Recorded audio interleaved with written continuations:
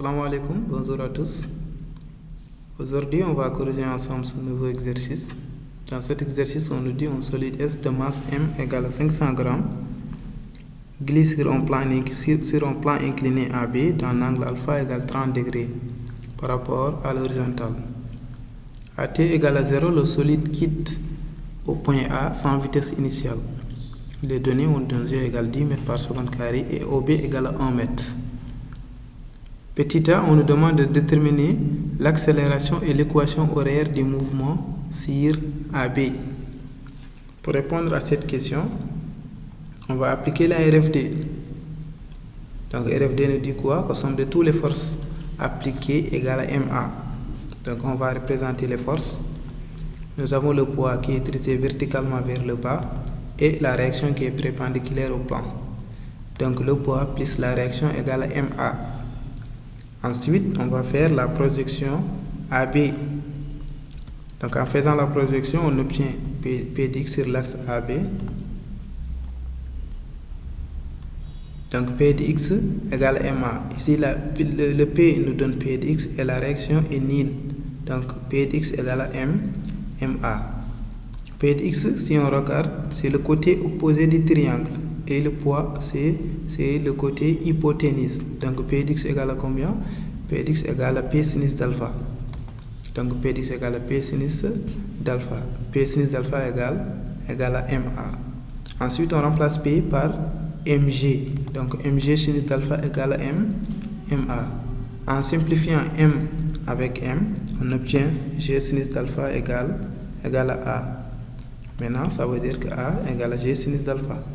Donc, on peut faire l'application numérique en remplaçant Z par 10 et alpha par 30. Donc, en calculant, on trouve que l'accélération égale 5 mètres par seconde carré. Maintenant, on peut donner les équations horaires. Équation horaire de la position et équation horaire de la vitesse. Pour l'équation horaire de position, nous avons un mouvement rectiligne uniformément varié parce qu'on trouve que l'accélération est une valeur constante. Accélération égale à 5. Ça veut dire quoi? Ça veut dire que son équation horaire x égale à 1 demi at carré plus v0t plus x0. Donc ici à la place de v0 c'est va et à la place de x0 c'est xa.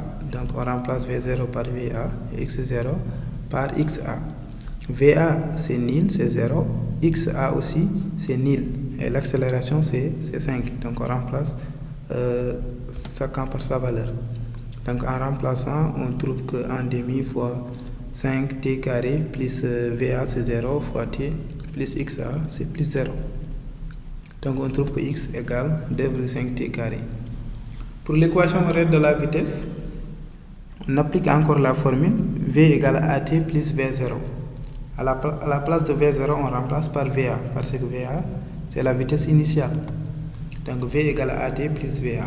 Maintenant, on remplace l'accélération par 5 et va par 0. Donc on obtient v égale 5t plus 0. Donc 5t plus 0, ça nous donne 5t. Donc v égale à 5t. Dans cette question, petit b, on nous demande de déterminer la vitesse au point B si le solide a mis 0,5 secondes pour arriver au point B. Maintenant, on nous demande de calculer la vitesse VB si le solide a mis 0,5 secondes. Pour calculer la vitesse VB, donc on va prendre l'équation horaire de la vitesse, V égale à 5t. On remplace t par 0,5, donc on trouve VB. VB égale à 5 fois 0,5, ça nous donne 2,5 mètres par seconde carré. Maintenant, on rentre dans la deuxième partie, dans la partie où il y a l'enregistrement. On nous dit que montrer que les distances parcourues pendant les mêmes intervalles de temps constituent une suite arithmétique de raison R et en déduire son accélération. Donc pour montrer que nous avons une suite arithmétique, on doit d'abord déterminer les distances et la raison. Et pour calculer l'accélération, donc on va appliquer la formule A égale R sur θ au carré. Maintenant pour les distances, nous avons distance D1. C'est M1, M0. Toujours, vous prenez la distance qui est après, moins la distance qui qui est avant. Donc ici c'est M1, M0. Et la distance D2 c'est M2, M1. La distance D3 c'est M3, M2. Et la distance D4 c'est M4, M3. Maintenant, on va faire application numérique. Pour la distance D1, on avait dit que c'est M1, M0. Donc, entre M1 et M0. Donc, il nous faut un seul trait pour arriver au point M1. Donc, quand on quitte au point M0, il nous faut un seul trait pour arriver au point M1. Ça veut dire que la distance entre les deux, c'est 1. Maintenant, ce 1-là, on va le multiplier par 1,5 mm. Ici, c'est noté 1,5 mm qui sépare les carreaux. Donc 1 fois 1,5 mm, le millimètre là on va le convertir en mètre, donc ça sera 10 puissance moins 3, 1,5 fois 10 puissance moins 3, donc c'est 1 fois 1,5 fois 10 puissance moins 3, ça nous donne 1,5 10 puissance moins 3. Et pour la distance D2, c'est M2, M1, donc on va chercher la distance entre M2 et M1. M1 c'est ici, M2 c'est ici, il nous faut deux traits, 1, 2. Ça veut dire que c'est 2 fois 1,5 fois 10 puissance moins 3. Donc c'est ça. Donc ça nous donne combien? Ça nous donne 3 fois 10 puissance moins 3. Pour la distance D3, on nous dit que c'est M3 moins M2. Entre M3 et M2, M2 c'est ici. On va compter. Ici c'est 1, 2, 3. Ça veut dire qu'il nous faut combien de traits? Il nous faut 3. Donc c'est 3 fois 1,5 fois 10 puissance moins 3. Donc on obtient 4,5 fois 10 puissance moins 3. Et la distance M4, M3, ça veut dire M4 moins M3. M3 c'est ici, donc on va compter à partir de ici. 1, 2, 3 et 4. Ça veut dire qu'il nous faut 4 traits. Donc c'est 4 fois 1,5 fois 10 puissance moins 3, ça nous donne 6 fois 10 puissance moins 3. Maintenant on va chercher la raison. Donc la raison c'est distance après moins la distance avant. Donc ça veut dire la première raison c'est D2 moins D1. Ensuite c'est D3 moins D2. Et enfin c'est D4 moins D3. Donc D2 moins D3. D2 c'est 3 fois 10 puissance moins 3. Et D1 c'est 1,5 fois 10 puissance moins 3. Ça veut dire c'est 3 fois 10 puissance moins 3 moins 1,5 fois 10 puissance moins 3. Donc on peut factoriser 10 puissance moins 3, on met 3 moins 1,5, tout en facteur 10 puissance moins 3. Donc c'est ça, 3 moins 1,5, tout en facteur 10 puissance moins 3, on obtient 1,5 10 puissance moins 3. Et la distance D3 moins D2. D3 c'est 4,5 10 puissance moins 3. Et D2 c'est 3 fois 10 puissance moins 3. Donc on factorise 10 puissance moins 3, on obtient 4,5 moins 3, tout en facteur 10 puissance moins 3. Donc 4,5 moins 3, tout en facteur 10 puissance moins 3. On trouve encore 1,5 fois 10 puissance moins 3. Pour la distance D4 moins D3, donc D4 c'est 6, 10 puissance moins 3, et D3 c'est 4,5 10 puissance moins 3, donc c'est 6 moins 4,5 en facteur de 10 puissance moins 3. Ça nous donne combien? Ça nous donne 1,5 fois 10 puissance moins 3 encore. Ça veut dire qu'ici, si on met la distance finale moins la distance initiale, on trouve toujours la même valeur. Cela veut dire quoi? Cela veut dire que nous avons une suite arithmétique. Si nous avons une suite arithmétique, donc cette raison-là, c'est la valeur qui est constante. Cette valeur 1,5, 1,5, 1,5. Donc cette valeur, c'est la raison. Maintenant, nous avons la raison. On peut donner l'accélération. Donc on avait dit au début que l'accélération A égale R sur θ au carré. Maintenant on remplace R par 1,5 fois 10 puissance moins 3 et θ par 20 millisecondes. θ c'est donné dans l'exercice. On avait dit que θ c'est 20 millisecondes. 20 millisecondes, il faut le convertir en secondes. Ça nous donne 20 fois 10 puissance moins 3. Maintenant l'accélération égale à R sur θ. R c'est 1,5 10 puissance moins 3, θ c'est 20 millisecondes, donc c'est 20 fois 10 puissance moins 3 secondes au carré, ça vient de la formule. En faisant les calculs, on trouve que l'accélération égale à 3,75 mètres par seconde carré.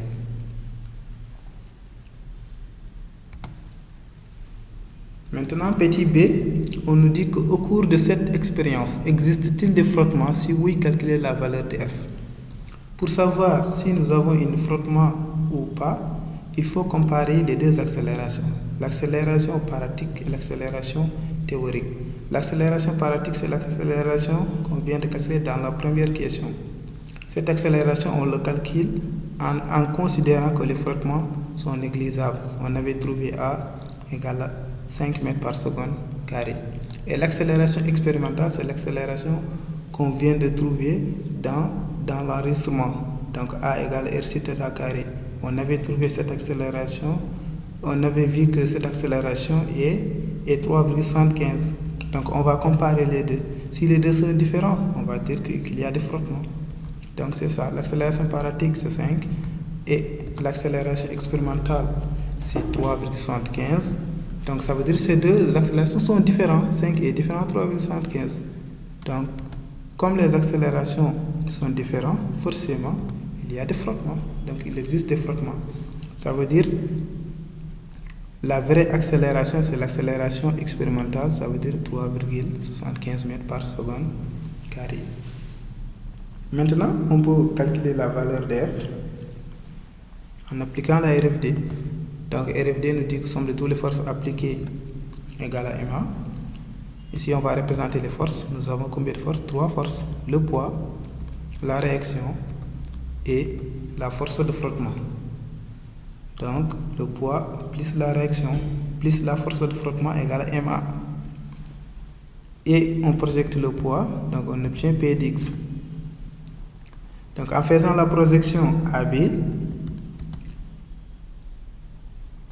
on obtient P de x. À la place de P, on obtient P de x. À la place de 0, 0, c'est perpendiculaire à AB, donc c'est 0.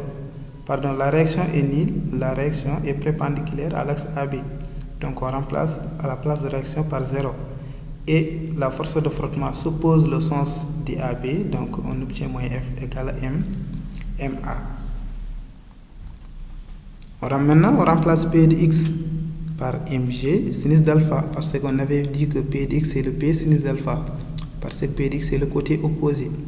Donc c'est mg sinus alpha moins F égale à MA. Moins F égale à combien? Moins F égale à MA moins mg sinus d'alpha. Donc on avait ici mg sinus d'alpha, le signe était positif. Donc après le transfert, le signe change, donc il devient négatif. Maintenant on tire F. Quand on tire F, on va factoriser le signe négatif de l'autre côté. Donc c'est moins en facteur de MA moins mg sinus d'alpha. Comme nous avons ici M et ici M, donc on peut factoriser M. Donc F égale moins M en facteur de A moins G sinus d'alpha. Ensuite, on va faire l'application numérique. On remplace M par 0,5. Nous avons ici moins 0,5. Donc il faut noter ici, nous avons moins 0,5. En facteur de l'accélération, c'est l'accélération expérimentale, ça veut dire 3,75. Moins G c'est 10. Sinus d'alpha, c'est sinus de 30. Donc en faisant le calcul, on trouve que F égale combien? Égale à 0,625. Maintenant, on va passer à la troisième question. Dans cette question, on nous dit que le solide quitte le plan avec la vitesse Vp égale à 1 mètre par seconde et effectue alors un mouvement aérien pour tomber au point E. Petit a, on nous dit déterminer l'équation de la trajectoire du mouvement du solide dans le plan OXY. Pour déterminer l'équation de la trajectoire, on commence toujours par les conditions initiales. Donc pour donner les conditions initiales, on va donner le schéma. Donc ici, c'est le point B. Le solide quitte ici au point B avant de tomber au point E. Donc la vitesse VB, c'est la vitesse trajectoire, la vitesse qui est, tangentielle de cette trajectoire. Donc nous avons ici la vitesse VB. Donc VBX est orienté ici, c'est l'axe qui est perpendiculaire à l'axe X. Et VBY, donc c'est dans l'axe Y. Donc l'angle alpha qui était ici, c'est le même angle qui est ici. Donc quand nous avons ici un angle alpha, donc on peut le dire, c'est le même angle aussi qui est ici. Maintenant, Pour les conditions initiales, on commence d'abord par la position, de B. On va donner XB et Y de B. XB, c'est nil parce que B ici se trouve dans l'axe Y. Et Y de B, c'est cette distance-là, O jusqu'à B. Donc Y de B, c'est OB. On va voir. XB, c'est 0. Donc XB, c'est 0 parce que B se trouve sur l'axe Y. Donc ça veut dire son abscisse, c'est nil. Et Y de B, c'est cette distance-là de O jusqu'à B, c'est OB. OB, c'est donné dans l'exercice, c'est 1 mètre. Maintenant, on va donner les vitesses initiales, VBX et VBY. VBX, c'est le côté adjacent. Ici, si on regarde, l'angle touche VBX. Donc, ça veut dire que VBX, c'est le côté adjacent. Donc, si le VBX est le côté adjacent, ça veut dire que VBX égale à VB cos d'alpha. Et VBY égale à VB sinus d'alpha. Mais il faut faire attention. Ici, à la place de VBY, on met VB sinus d'alpha. Pourquoi? Parce que VBY, son sens, donc VBY est dirigé vers le bas, tandis que l'axe OY est dirigé vers le haut. Donc nous avons deux sens contraires. Nous avons le sens contraire. VBY s'oppose à l'axe OY. C'est pour cela que nous avons un signe négatif. Donc VBX et VB cos d'alpha, il n'y a pas de souci parce que VBX et l'axe OX ont même sens. VBX se dirige de gauche vers droite et OX encore se gauche vers droite. C'est pour cela que nous avons un signe positif ici. Et VBY, c'est moins VB sinus d'alpha. Moins parce que VBY se dirige vers le bas, tandis que l'axe OY se dirige vers le haut. Ensuite, on va faire la RFD. RFD nous dit que somme toutes les forces appliquées égale à MA. Ici, on est dans le chute libre. Ça veut dire que il existe qu'une seule force, c'est le poids. Donc le poids égale à MA. Maintenant, on va faire la projection suivant au X, puis la projection suivant au Y. La projection suivant au X, ici, l'axe OX, c'est un axe horizontal. Et le poids, c'est dirigé verticalement vers le bas. Donc le poids est vertical.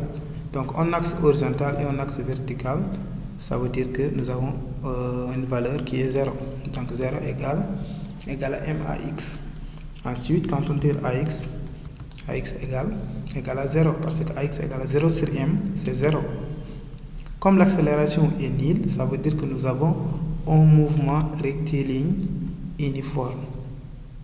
Si nous avons un mouvement rectiligne uniforme, on peut donner cette équation horaire. X égale à V0t plus X0. À la place de V0, c'est VBX. À la place de X0, c'est XB. C'est ça. Donc X égale à VBX plus XB. VBX, c'est donné ici. C'est VB cos d'alpha. XB, c'est 0. Donc on remplace. Donc nous avons X égale, à la place de VBX, on remplace par VB cos d'alpha, T plus XB, XB c'est 0, donc ce n'est pas important de remplacer. Maintenant on va passer pour la projection OY.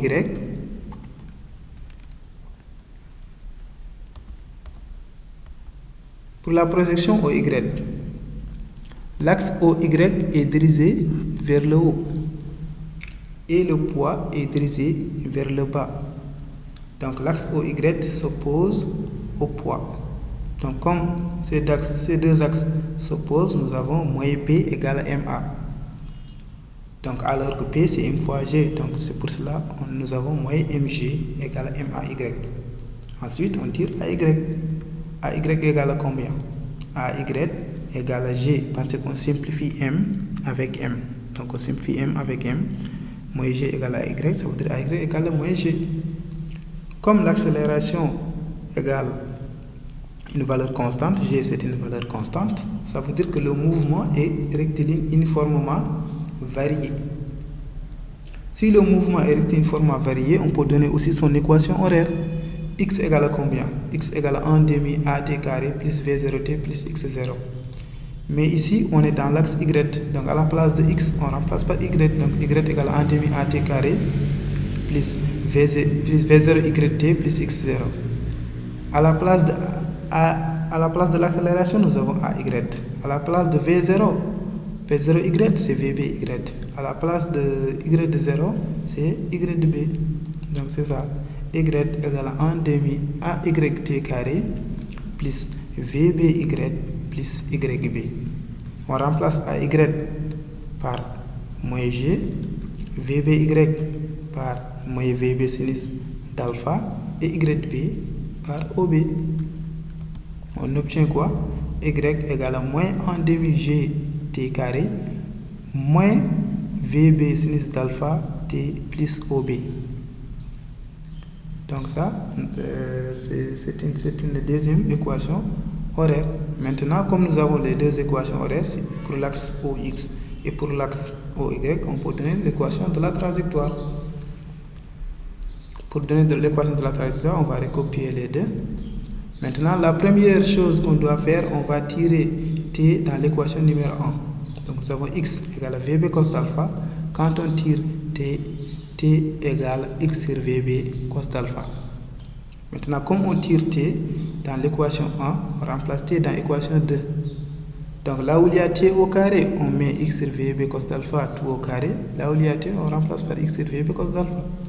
Donc c'est pour cela qu'on obtient Y égale à moins 1 demi G en facteur de X sur VB cos d'alpha au carré, moins VB sinus d'alpha en facteur de X sur VB cos sinus d'alpha. Pardon, cos d'alpha. Ici, à la place de sinus, c'est cos. Toujours, c'est cosinus. Donc, VB cos d'alpha plus OB. Ensuite, on va calculer au carré. Donc, ça nous donne X au carré sur VB carré cos carré alpha. Moins VB sinus d'alpha en facteur de X sur VB. Ici, toujours, c'est cos d'alpha parce que T, c'est X sur VB cos d'alpha. Donc, ici, à la place de sinus alpha, mettez cos alpha. Plus OB. Ensuite, Y égale à combien? Donc ici, nous avons 1 demi G. Donc G, c'est le numérateur. Donc on le place ici, c'est le numérateur. Et X carré, on peut le placer ici, c'est la même chose. Et le 2, c'était le dénominateur, donc c'est 2 fois VB carré cos carré alpha. Donc c'est ça. Et le signe négatif, on le laisse ici. On dit moins X tangente alpha, parce que ici, je vous dis, c'est VB cos d'alpha, c'est pas VB sinus d'alpha. Donc, on simplifie VB avec VB. Sinus d'alpha sur cos alpha, ça nous donne quoi? Ça nous donne tangente alpha. Donc, c'est tangente alpha fois cette valeur X. Donc, c'est pour cela que nous avons moins X tangente alpha plus OB. Ensuite, on remplace C par 10 et VB par 4. Donc, l'exercice nous a donné 1, mais j'ai remplacé 4, donc mettez comme la valeur VB comme 4. Donc la valeur VB considérée c'est 4. Donc c'est une erreur quoi. Donc plus X tangente alpha, alpha c'est 30, plus OB c'est 1. Donc en faisant les calculs, on trouve que l'équation de la trajectoire Y égale moins 0,41 X au carré moins 0,57 X plus 1. Merci, je vous dis à bientôt pour une nouvelle vidéo. Inch'Allah.